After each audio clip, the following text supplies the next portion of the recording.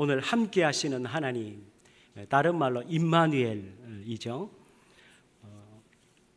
요즘은 교회마다 성극을 성탄절에 많이 하지 않습니다만은 저희들이 어릴 때만 해도 교회마다 성탄절에는 성극을 많이 했지 않습니까? 저도 성극을 자라면서 많이 했었는데 어느 시골의 교회 학교에서 성극을 했는데 빈방 있습니까? 빈방 있습니까? 라는 성극을 했습니다. 그 내용은 우리가 미루어 아는 대로 만삭이 된 마리아와 요셉이 베들레헴에 호적하러 가서 묵을 방을 찾습니다. 그래서 여간방도 뒤지고 또 집에 빈 방이 있으면 얻으려고 또 만삭이 된 마리아가 있으니까 찾습니다. 그 여성극에는 전부 여간의 주인을 역할을 하는 아이도 있고 마리아 역할, 요셉 역할, 또 아기 예수님이 태어나시면 경배할 동방 박사들이 예물도 준비하고 또 양치던 목자들도 와서 경배하고 전부 역할을 맡아서 기다리고 있습니다. 이제 그 성극 가운데 마리아와 요셉이, 마리아는 만삭의 배를 해서 빈방 있습니까? 빈방 있습니까? 하면서 여간방을 찾아다닙니다. 그러면 이곳저곳에 여간 주의들 하고 있는 아이들이 빈방 없습니다. 방 다 찼습니다. 해서 마리아와 요셉이 결국은 방을 찾지 못하고 결국 어디로 갑니까? 마구간으로 가는 거죠. 사람이 묵을 곳이 없기 때문에 가축들이 있는 마구간을 가서 그곳에서 예수님을 출산하는 거죠. 그래서 이곳에 가도 여간 주인 역할하는 아이가 없습니다. 빈방 없습니다. 또 다른 데 가서 빈방 있습니까? 빈방 없습니다. 한 여관에 갔습니다. 요셉이 빈방 없습니까? 제발 좀 빈방 좀 주세요. 우리 아내가 지금 아이를 출산해야 됩니다. 좀 도와주세요 하는데 빈방 없습니다라고 매정하게 해야 되는 여관 주인 역할을 하는 초등학교 4학년 아이가 그만 그게 너무 몰입이 되어버렸어요. 그래서 마리아와 요셉이 불쌍하게 빈방 없습니까? 빈방 없습니까? 이 아이가 마음이 아팠어요. 없습니까? 해야 되는데 빈방 있습니다. 이래버렸네요. 이리 오세요. 저희에게 방이 있습니다. 하고는 이 아이가 대본에 없는 일을 벌이고 말았습니다. 그러니까 마리아 요셉도 당황했는데 아이가 들어오라니까 교인들은 꽉 앉아있죠. 그러니까 따라 들어갔습니다. 여기 앉으세요. 제가 맛있는 식사도 드리겠습니다. 하더니 마리아 요셉을 앉혀놓고 이 아이가 무릎을 꿇고 꾹뻑 절을 하면서 여기서 편안히 쉬세요. 대기하고 있던 동방 박사들이 할 일이 없어졌습니다. 기다리던 목자들도 당황했습니다. 연극을 준비해서 연출하던 제 앞에 선생님이 눈치를 줍니다. 없다 그래라. 이러면 연극이 안 된다. 빨리빨리 없다고 해서 내보내라라고 하는데 이 아이는 눈도 끔찍 안 하고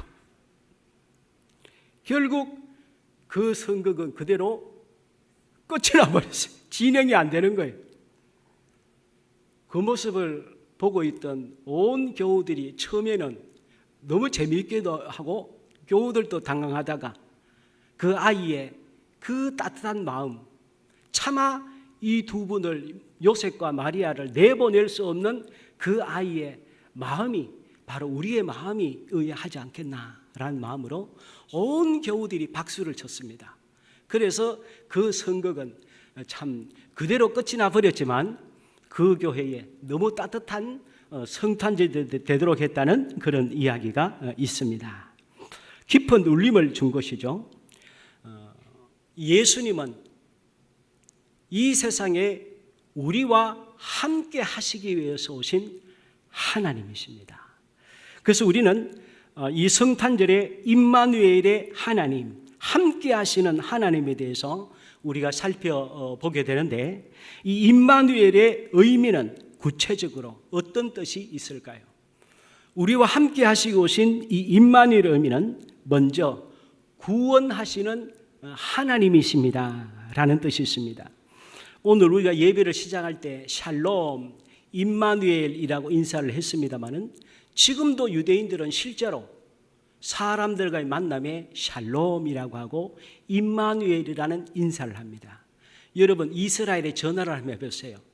교환원이 첫 번째 하는 얘기가 샬롬입니다. 당신에게 하나님의 평화가 있기를 하는 마음으로 그들은 샬롬, 임마누엘이라는 인사를 함께 하는 것이죠. 자녀가 이 세상의 가장 큰 행복과 기쁨은 부모님과 함께 하는 것일 것입니다. 마찬가지로 우리 그리스도인은 우리 하나님 아버지와 함께 이 세상을 살아가는 것이 가장 큰 기쁨이요 행복입니다. 임마누엘이란 말은 구약 성경에는 딱 두 곳에만 등장을 하게 됩니다. 첫 번째로 사용된 이 임마누엘이 이사야서에 나오게 되는데 처음 사용될 때는 이 이스라엘이 적군에 의해서 포위가 되어서 이제는 국가가 큰 어려움에 처해져 있었습니다. 그래서 이 외적들의 이 공격을 이스라엘이 이길 수도 없고 막아낼 수도 없는 사면초가의 상황에 있을 때에 우리 하나님께서 이사야 선지자를 통해서 하나님의 메시지를 전달해 줄 때에 임마누엘의 말이 처음으로 사용이 되었습니다. 이사야 선지자는 침략을 받고 두려워 떨고 있는 이 아하스 왕에게 이사야 7장 14절에 이렇게 말씀하고 있습니다. 그러므로 주께서 친히 징조를 너희에게 주실 것이라. 보라, 처녀가 잉태하여 아들을 낳을 것이요 그의 이름을 임마누엘이라 하리라. 내가 너희들과 반드시 함께 할 것이고 이 어려움은 극복되고 말 것이다. 그런 뜻에서 주님은 임마누엘이라는 말을 성경에 처음으로 사용을 하셨습니다. 그리고 같은 이사야서 8장 8절에도 보면 임마누엘이여 그가 펴는 날개가 네 땅에 가득하리라 하셨느니라. 때로는 우리가 자고 일어나면 알 수 없는 두려움과 초조함과 불안함에 사로잡힐 때가 있지 않습니까? 지금 우리의 현실의 문제를 내 힘으로는 감당할 수 없고 또 이 문제가 언제 끝날 것 같지 않은 그런 마음속에 두려운 마음에 사로잡힐 때가 우리 인간이기 때문에 있을 수 있습니다. 그러나 우리는 절대로 혼자가 아니죠. 우리 하나님께서 임마누엘로 내가 너와 함께 하겠다. 내가 너의 인생 전체와 함께 할 것이다. 너는 혼자가 아니라는 것이죠. 그래서 이스라엘 민족과 함께 하신 우리 임마누엘 하나님은 오늘 그것을 우리에게 직접 보여주시기 위해서 예수님이 이 세상에 오신 것입니다. 하나님께서는 그 백성과 함께 하실 것을 보장하십니다. 그러면 하나님께서 우리를 구원하시는 방법이 꼭 하나님이 이 세상에 오셔서 십자가에 달리셔서 죽는 방법을 통해서만 우리를 구원하실 수밖에 없었을까요? 하나님은 이 세상을 창조하신 창조자입니다. 하나님이 하실 수 있는 방법은 한두 가지가 아닙니다. 우리가 하나님이 어떤 분이냐에 따라서 수천 년간 수많은 신학자들과 수많은 그리스도를 통해서 하나님이 어떤 분인가를 알도록 하기 위해서 신학적으로 정립을 해왔습니다. 그러나 그것도 극히 일부이죠. 우리 인간이 어떻게 하나님을 다 알 수가 있습니까? 하나님이 우리를 구원하는 방법이 한 가지밖에 없을까요? 하나님이 하신다면 다른 방법으로도 충분히 우리를 하나님의 자녀되게 하시고 구원하셨을 것입니다. 그런데 왜 하필 하나님이 인간의 모습으로 우리에게 오셨을까요? 왜 창조주 하나님이 피조물인 인간의 모습을 입고 이 죄 많은 인간 세상에 오셔서 우리 인간과 똑같은 모습으로 세상에 오셨어야 했을까요? 그 이유는 다른 방법으로도 주님은 충분히 하실 수 있는 능력이 있지만 그럼에도 인간으로 오신 이유는 하나님이 우리 인간의 모습으로 낮아지시지 않으시면, 하나님이 우리 인간으로 오시지 않으시면 우리 인간은 하나님을 만날 방법이 없기 때문입니다. 하나님이 우리 인간의 모습으로 낮아지지 않으시면 우리 인간은 하나님 앞에 절대로 설 수 없는 죄인이기 때문입니다. 죄인인 인간은 하나님께 가까이 갈 수도 없고 볼 수도 없고 만날 수도 없고 함께 할 수도 없고 구원받을 수도 없습니다. 우리 인간은 하나님을 볼 수가 없습니다. 출애굽기 33장 20절에 보면 네가 내 얼굴을 보지 못하리니 나를 보고 살 자가 없음입니다. 하나님이 인간의 모습으로 오시지 않으시면 우리 인간은 하나님과 절대로 함께하는 것은 불가능한 것입니다. 그래서 우리 하나님께서 우리와 함께 하시겠다고 하는 이사야서 7장 14절의 말씀과 이사야 8장 8절의 말씀을 우리에게 하나님께서 선포하신 나는 너희와 함께한다는 그 말씀을 우리에게 그대로 확정하시고 우리에게 보여주시고 하나님은 한번 약속하신 것은 변개하지 않으시고 지키시는 하나님인 것을 우리에게 보여주시기 위해서 우리 하나님은 인간의 모습으로 내려오신 것입니다. 그래서 이사야 53장 5절에 우리 하나님은 우리에게 어떻게 하시기 위해서 함께 하신다고 했습니까? 그가 찔림은 우리의 허물을 인하며 그가 상함은 우리의 죄악을 인함이라. 그가 징계를 받음으로 우리가 평화를 얻었고 그가 채찍에 맞음으로 우리가 나음을 얻었도다. 실패나 질병은 모두 일시적입니다. 약을 잘 쓰고 좋은 의사로 통했으면 병도 고칠 수 있습니다. 실패는 다시 일어서면 되는 것입니다. 그러나 죄는 영원한 생명과 연결되기 때문에 이 죄 문제가 해결되지 않으면 우리는 영원한 사망 속에 있을 수밖에 없기 때문에 우리 주님께서는 우리의 죄 문제를 해결하시고 구원해 주시기 위해서 이 세상에 오신 것입니다. 그래서 예수님을 믿는 자에게 하나님의 자녀가 되도록 오셨습니다. 그래서 예수님의 이름이 임마누엘인 것입니다. 내가 너희와 함께 한다는 그 약속을 나는 지켰다는 의미인 것입니다. 예수님은 나와 우리의 구원 때문에 오신 것입니다. 전 세계에 국가가 수백 국가가 있습니다. 그런데 세계에서 최강의 국가, 최강의 군인을 미국 군인이라고 얘기를 합니다. 미국 군인들은 절대로 탈영병이 거의 없다고 합니다. 우리나라는 탈영병이 얼마나 많습니까? 그렇게 대우가 좋아도 옛날보다 탈영병이 더 많다고 그러죠. 근데 미국 군인들은 탈영병이 거의 없대요.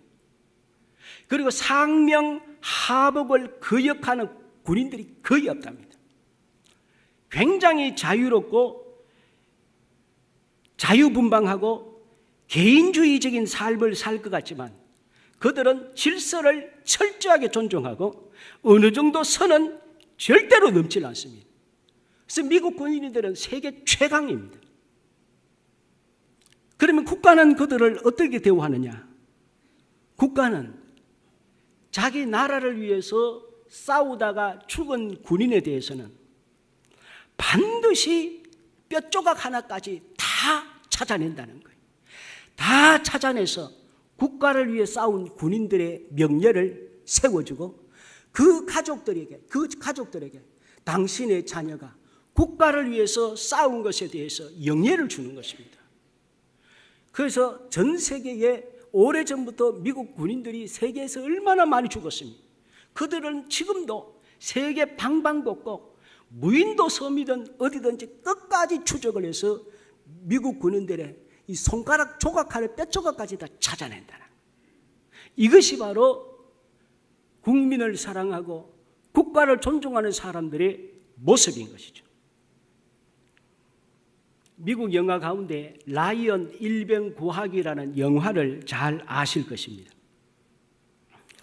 이 영화는 노르망디 상륙 작전을 수행하던 과정 속에 거기에 노르망디 상륙 작전을 수행하는 밀러 대위가 나오는데, 밀러 대위에게 사령부에서 명령이 떨어집니다. 지금 전쟁에서 빠져나와서 특공대를 조직해서 라이언 일병이라는 사람이 어디에 가서 작전을 수행할 것인데 그 일병을 구해서 부모에게 데려다 주라는 명령이 떨어집니다. 알고 봤더니 이 미국의 이 라이언 일병의 부모님에게는 4 자녀가 있었는데 4 아들이 다 2차 세계대전 때 참전을 합니다. 그런데 3 아들이 전사했다는 통보를 받는데 막내인 라이언 일병이 또 실종됐다는 소식이 부모에게 온 것입니다. 미 행정부에서 사람을 보내서 이 라이언 일병의 부모님에게 당신의 4 자녀 중에 3 자녀가 전사했고 막내가 지금 행방불명이 됐는데 우리가 찾으려고 하고 있습니다. 그 소식을 들은 이 부모님이 그 자리에서 2분 다 쓰러집니다. 실신을 해버려요. 여기에 미 행정부가 그 부모님에게 약속을 합니다. 아직 막내 아들이 죽은 것은 확인이 안 됐기 때문에 우리가 무슨 수를 써서라도 라이언 일병을 우리가 반드시 구할 것입니다. 찾아내서 부모님 앞에 데려다 주겠습니다. 그 약속을 합니다. 그래서 밀러라는 대위에게 특명이 떨어지고 밀러 대위는 8명의 특공대를 조직하고 라이언 일병을 찾아 나서는데 먹은 난리통이 어디 있는지 어떻게 알겠어요? 그런데 사선을 넘고 어떻게 하다 보니까 이 라이언 일병이 어느 전선에서 독일군과 치열하게 싸우고 있는데 라이언 일병을 찾았습니다. 너 빨리 전선에서 나와라. 너는 지금 미국으로 돌아가야 된다. 하는데 라이언 일병이 얘기를 합니다. 대위님 같으면 지금 여기에서 빠져나갈 수 있습니까? 지금 군인들이 다 똑같은 저의 입장이에요. 저 혼자 살겠다고 여기서 어떻게 나갑니까? 지금 우리가 밀려서 죽게 생겼는데 저까지 빠져나가면 안 됩니다. 결국 8명의 특공대가 같이 싸웁니다. 다 보셨잖아요. 같이 싸워요. 그러다 이 8명은 죽기 살기로 싸웁니다. 누구를 구하기 위해서? 라이언을 데리고 가야 되니까, 살려야 되니까 8명이 죽기 살기로 싸우죠. 그래서 그 전선을 승리를 하고 라이언 일병을 데려가는 과정 속에 그 팀을 이끌던 밀러 대위가 전사를 하지 않습니다. 그리고 의무병도 듣고 1명 구하다가 전사자들이 나옵니다. 그러나 이 일병을 구해야만 되는 이 명령을 지키기 위해서 이들은 끝까지 애를 써서 이 일병을 구해서 부모님의 집에다 데려다 주는 것이죠. 결국 그 영화의 마지막에 보면 한 노인네가 이제 나이가 많이 든 노년의 라이언 일병이 자기를 위해서 죽은 밀러 대위의 묘비 앞에서 이런 말을 하지 않습니까? 가족과 같이 왔습니다. 오고 싶어 해서요. 여기 오면 기분이 어떨까 생각했습니다. 다리에서 하신 말씀을 매일 생각했습니다. 최대한 잘 살려고 노력했고 그런 대로 잘 살아왔습니다. 최소한 대위님의 눈에 대위님이 저를 위해 당하신 희생이 헛되지 않아 보였기를 바랍니다. 주님이 이 세상에 오신 것이 라이언 일병을 구하는 그 일심으로 우리를 구하기 위해서 예수님이 이 세상에 오신 것입니다. 그리고 예수님은 우리를 죄에서 구원하시고 생명을 주시고 당신이 죽으신 임마누엘이십니다. 그래서 오늘 본문 21절에 보면 아들을 낳으리니 이름을 예수라 하라. 그가 자기 백성을 그들의 죄에서 구원할 자이심이라 하니라. 임마누엘은 우리를 구원하시는 하나님이십니다. 두 번째로 임마누엘의 의미는 무슨 뜻이 있습니까? 영원히 함께 하신다는 의미가 있습니다. 함께 하시되 잠깐만 함께 하시는 것이 아니라 영원히 함께 하십니다. 하나님은 한 번도 우리와 함께 하시지 않으신 적이 사실은 한 번도 없으셨습니다. 구약의 하나님은 우리와 어떻게 함께 하셨습니까? 에덴 동산에서는 인류의 대표자인 아담과 하와와 우리 하나님은 함께 그곳에 계셨습니다. 광야에서는 어떤 모습으로 함께 하셨습니까? 성막으로 함께 하시는 하나님이셨습니다. 모세의 성막을 통해서 우리와 함께 하셨습니다. 가나안 땅에서는 성전으로 함께 하셨습니다. 그리고 예수님 당시에는 예수님으로 육신으로 성육신하신 임마누엘로 함께 하셨고, 예수님이 성천하신 이후에는 오늘 성령으로 우리와 함께 하십니다.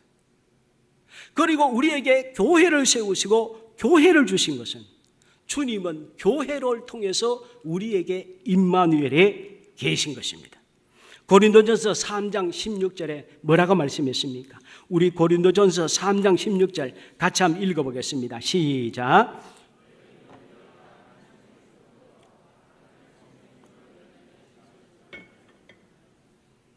예, 그렇습니다. 우리를 하나님의 성전으로 삼으시고 하나님의 성령이 너희 안에 있는 것을 알지 못하느냐? 지금은 성령 하나님으로 우리 안에 임마누엘에 계신 것입니다. 우리 임마누엘 하나님은 사랑의 임마누엘이십니다. 우리 하나님 우리를 끔찍이 사랑하십니다. 로마서 8장 39절에 보면 높음이나 깊음이나 다른 어떤 피조물이라도 우리를 우리 주 그리스도 예수 안에 있는 하나님의 사랑에서 끊을 수 없으리라. 그 다음에 우리 하나님은 지키시는 하나님이십니다. 하나님은 졸지도 주무시지도 않으시고 불꽃 같은 눈으로 우리를 살피시고 지켜주시는 분이 우리 하나님이십니다. 시편 121편 4절에서 6절에 뭐라고 말씀했습니까? 같이 한번 봉독하겠습니다. 시작. 이스라엘을 지키신 이는 졸지도 아니하시고 주무시지도 아니하시리로다. 여호와는 너를 지키시는 이시라. 여호와께서 내 오른쪽에서 내 그늘이 되시나니 낮의 해가 너를 상하게 하지 아니하며 밤의 달도 너를 해치지 아니하리로다. 우리 하나님은 지켜주시는 하나님이십니다. 그 다음에 하나님은 위로하시는 임마누엘 하나님이십니다. 세상에서 가장 큰 위로와 힘과 기쁨이 되는 것은 오늘 영원히 함께 하시면서 우리를 위로하시는 것입니다. 마태복음 11장 28절에서 29절, 우리 너무 잘 아는 말씀입니다. 같이 한번 봉독합니다. 시작. 수고하고 무거운 짐진 자들아 다 내게로 오라. 내가 너희를 쉬게 하리라. 나는 마음이 온유하고 겸손하니 나의 멍에를 메고 내게 배우라. 그리하면 너희 마음이 쉼을 얻으리니.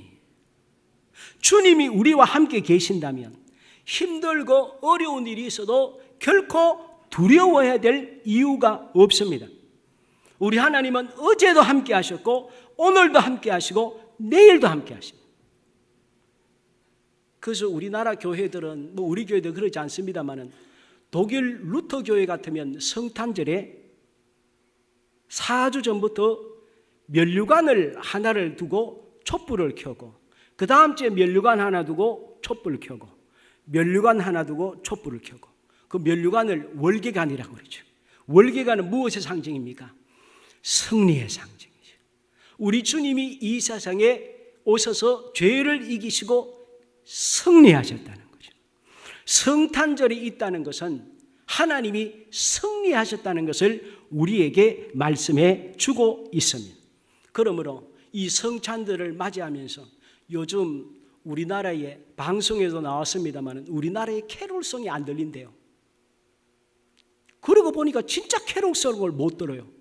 나라가 경제적으로 어려워서 그런지 여기저기 다 침울합니다. 사람들 마음도 전부 좀 칙칙한 가운데 있습니다. 그러나 성탄절은 우리가 주님이 이 세상에 오셔서 승리하셨다는 것을 우리에게 보여주는 것입니다.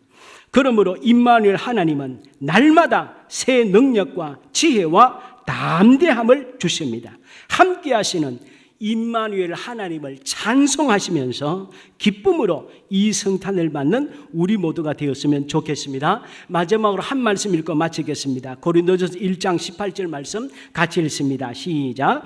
십자가의 도가 멸망하는 자들에게는 미련한 것이요 구원을 받는 우리에게는 하나님의 능력이라. 아멘.